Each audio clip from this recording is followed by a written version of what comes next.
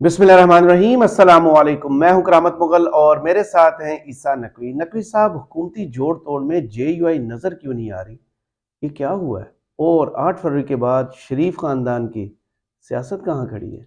देखिए, दो बड़ी खबरें रिपोर्ट हुई हैं गुज़श्ता 24 घंटों में और इन दोनों के जवाब, इन दोनों सवालों के जवाब उसमें मौजूद हैं। बड़ी इंटरेस्टिंग स्टोरीज हैं और सूरत हाल बिल्कुल 8 फरवरी के इलेक्शन की कुछ यूं हुई है कि जिस तरह एक बंदा था, वो जा रहा था गली में और ज़ोर ज़ोर से चीख चीख कर कह रहा था कि घर जाऊंगा, बड़ा सा पतीला आग पे चढ़ाऊंगा, दूध डालूंगा, चावल डालूंगा, चीनी डालूंगा, एक बेहतरीन किस्म की ज़बरदस्त किस्म की खीर बनाऊंगा, उसे मिट्टी वाली ठूठी में ठंडा करूंगा और फिर उंगली से लगा लगा के खाऊंगा। हम्म।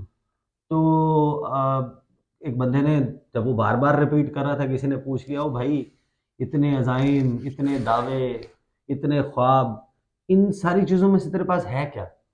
उसने कहा, उंगली जिसे खाऊंगा। देखें, 8 फरवरी ने पाकिस्तान की सियासत को हमेशा के लिए तब्दील कर दिया है। जो इनविंसिबिलिटी का जो ये एक वो था ना कि यार ये तो हार ही नहीं सकते, हम्म। और इन फैक्टर्स की मौजूदगी में मिथ थी कि ओ भाई हो ही नहीं सकता सही। कि इनको हरा दिया जाए। भाई मीडिया इनके साथ है, रियासत इनके साथ है, इदारे इनके साथ है, रियासती मशीनरी इनके साथ है, हुकूमतें जो निगरान हुकूमतें जो हैं वो इनके गालियां दे रहे साथ हैं है, वो भी इनके साथ हैं। इलेक्शन कमीशन जो है वो भी इनके साथ है, ये जो जाली किस्म की एंटी इनके कैंपेन चलाने वाले वो भी असल में इनके साथ है, मीडिया भी इनके साथ है। तो बच क्या गया? अवाम। बच क्या गया? हाँ। नहीं, अवाम तो हमेशा यही रहा ना कि भाई हाँ। अवाम बेशक जाए वोट डाले।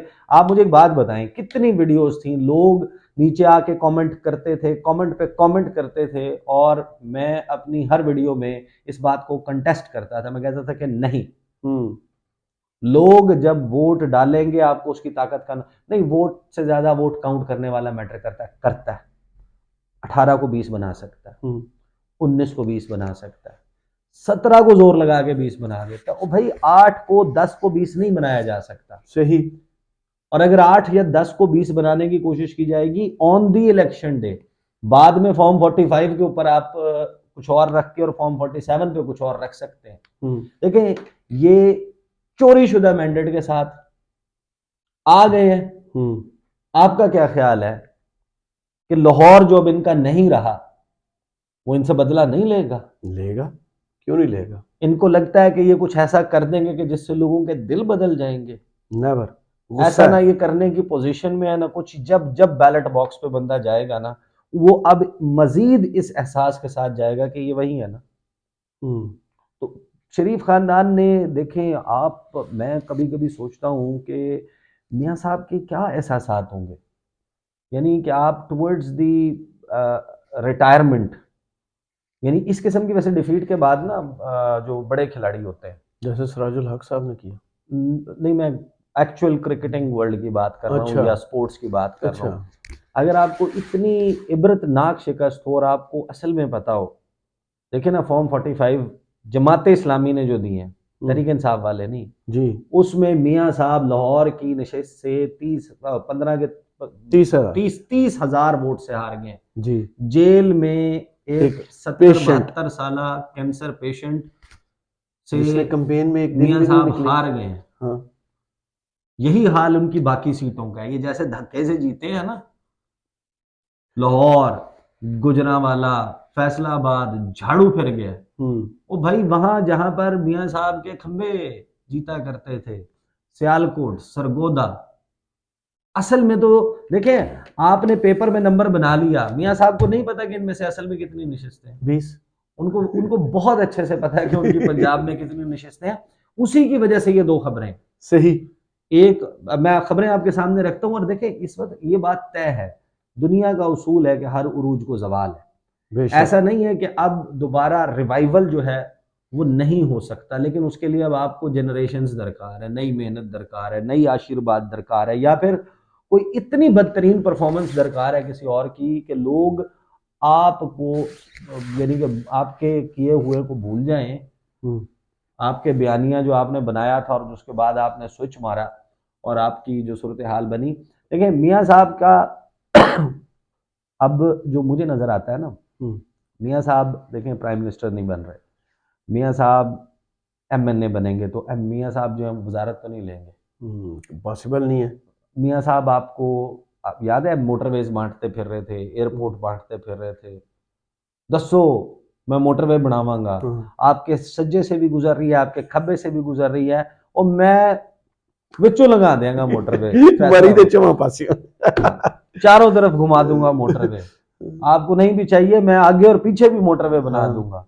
ये शहबाज साहब आपको ऑरेंज ट्रेन पे टरखा रहे हैं, वो और दसों की चाहिए, और दसों की चाहिए। ये तकरीरें थी ना मियाँ साहब की। मियाँ साहब की रिटायरमेंट। तो अब आप मुझे एक बात बताएं कि मियाँ साहब जो हैं वो क्या एमएनए बन के आएंगे और यहाँ पर वोट दिया करेंगे कि all those in favour of this motion में से ayes, all those against it में से नो, स्पीकर के चेयर से आवाज आएगी तो मियाँ साहब नीचे से कहेंगे आईएस के कर दो ये लेजिस्लेशन, और उसमें ये करेंगे मियाँ साहब। नहीं आएंगे। मियाँ साहब तीन चीजें जो है वो वो कर सकते हैं, जी। तीन नहीं बल्कि दो। एक, वो जाती उम्र बैठ जाएंगे और बेटी को सूबा चलाने में मदद देंगे, और वो वैसे ही चलेगा जैसे उन्होंने खुद इस मुल्क को चलाया अब तक, क्योंकि मियाँ साहब चला रहे होंगे, लेकिन जोर वो बहुत लगाएंगे पंजाब में कुछ करने के लिए। दूसरा ये है कि वो डिसाइड करें कि उन्होंने चार्टर्ड तैयारे पे जाना है या कमर्शियल फ्लाइट पे, वो लंदन चले जाएंगे।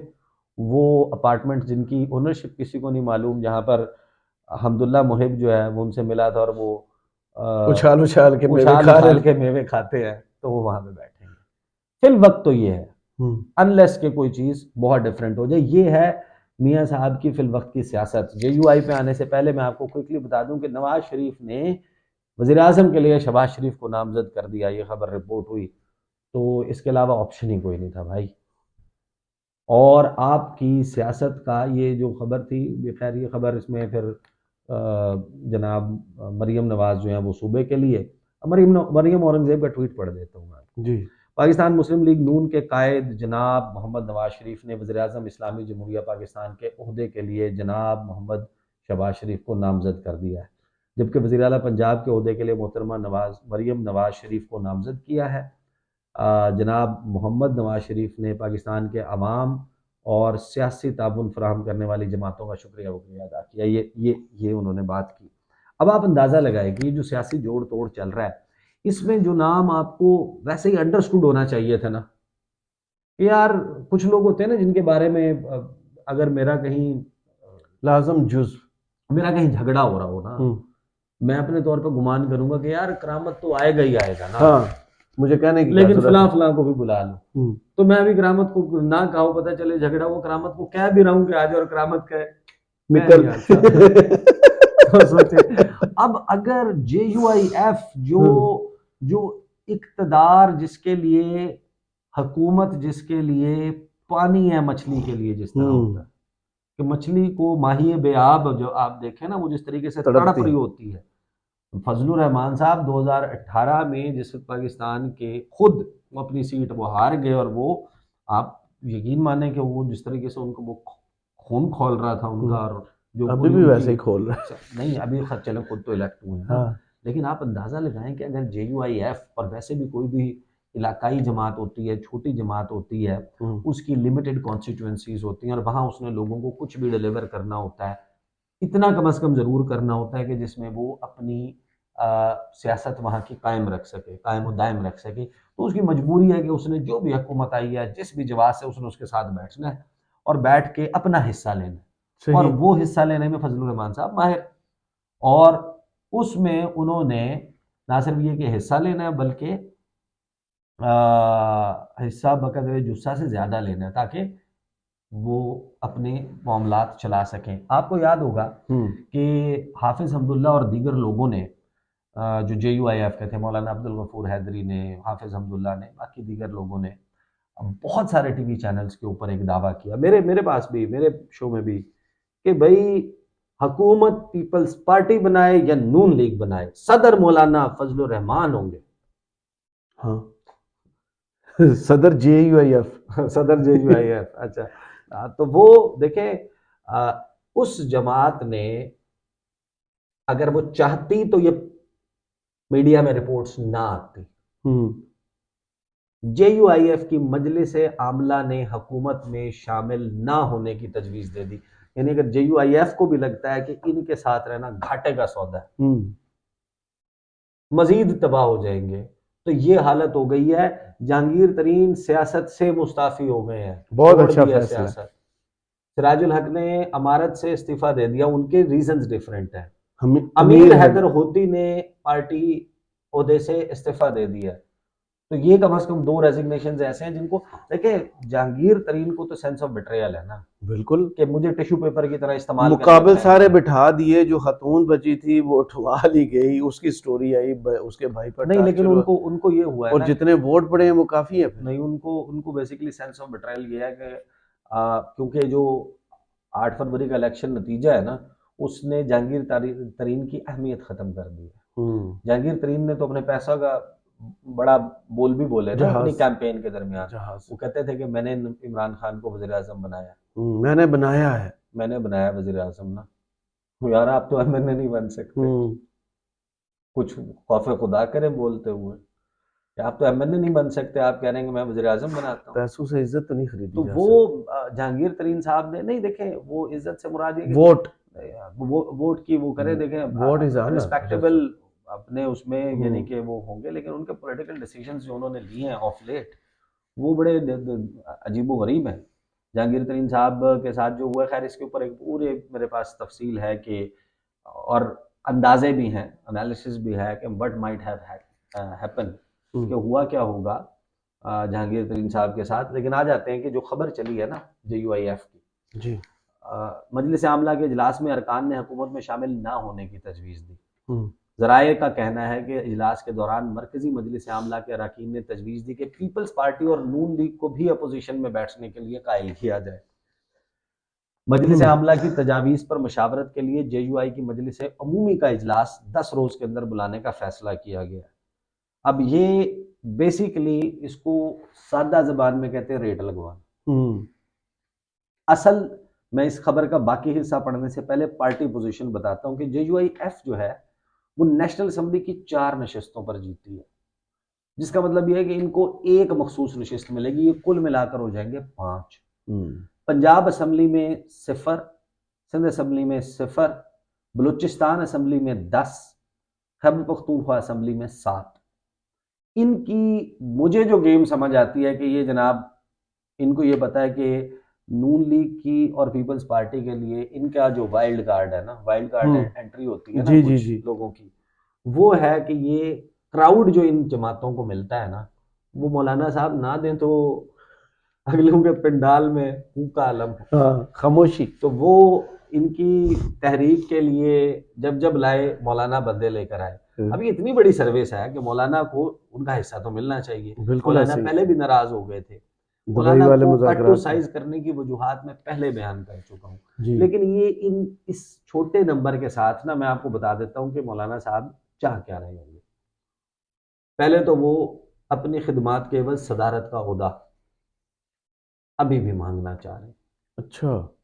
दूसरा उनकी गेम होगी कि ये जो 5 नशिस्तें हैं ना, इनके साथ हमें कोई 2 मरकज में तगड़ी वजारतें मिल जाएं, एक को मशीर या स्पेशल असिस्टेंट मिल जाए, या 2 मिल जाए, ये इनका मरकज के लिए होगा।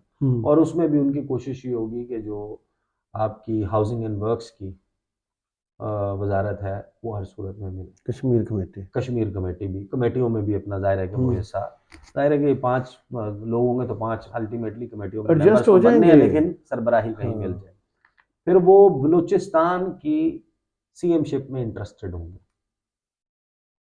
इनसे नंबर ज्यादा है पीपल्स पार्टी का, और वो पीपल्स पार्टी रखेगी सरफराज भुट्टी, वो पीपल्स पार्टी रखेगी और स्ट्रॉन्ग कैंडिडेट फॉर CMशिप। खैबर पख्तूनख्वा में ये मांग रहे होंगे कि हमें गवर्नर दें, गवर्नर हमारा। तो ये मौलाना साहब की बेसिकली जो है ना वो असल मेरा ख्याल है कि वो जाहिर है कि आप आएंगे तो आप कहेंगे कि यार हमें मिलेगा क्या।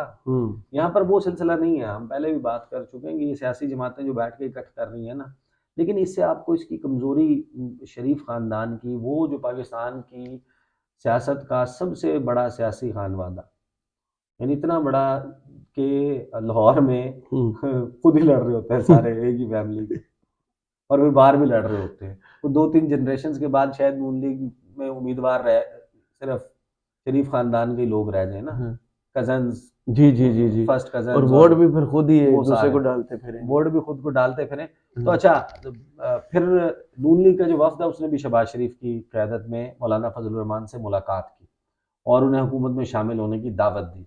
तो मौलाना फजलुर रहमान से कहा कि हम तो आपसे हमेशा रहनुमाई लेते हैं, हम्म, इस वक्त मुल्क और कौम को आपकी फिर ज़रूरत है, यकीन करें इस वक्त कोई भी खुशी से हुकूमत लेने का ख्वाह नहीं, आप एक मरतबा फिर हम सब की रहनुमाई फरमाएं जो मौलाना ने रहनुमाई फरमाई थी।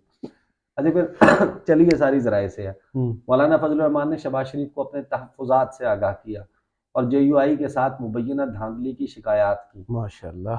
फिर उन्होंने ज़राए को उन्होंने बताया उनकी जमात ने कि फजलुर रहमान ने कहा कि हमने हमेशा मुल्क व कौम के लिए कुर्बानियाँ ही दी, बेशक। हमारा मैंडेट चोरी हुआ, जमात की अक्सरियत की राय है कि हम अपोजिशन में बैठें। अब बिस्मिल्लाह। देखें कि सोचें कि भरी पूरी असम्बली, हाँ, अपोजिशन में सारी इमरान खान की जमात बैठी हाँ। हुई है और और छोटी सी एक एक कोने में कहीं मौलाना की जमात बैठी हुई है। ये नहीं होगा, ये आएंगे इस तरफ, और लेकिन treasury after budgets. Cutting a good deal for them. Hmm, लेकिन शरीफ खानदान, उनकी सियासत, उसका फिल वक्त जवाल ही जवाल है। मुस्तकबिल में क्या होता है, अभी कम से कम इमीडिएटली उनको जेन्युइन पीपल्स मैंडेट जो है वो ना अभी है, ना नमस्ते। मुस्तकबिल करीब में आपको मिलता हुआ नजर आ रहा है। सही। बहुत शुक्रिया ईसा नकवी, आपके तजिए का कमेंट्स बॉक्स में ज़रूर बताइए। वीडियो आपको कैसी लगी। इजाज़त दीजिए। अल्लाह अल्लाह। हाफ़िज़।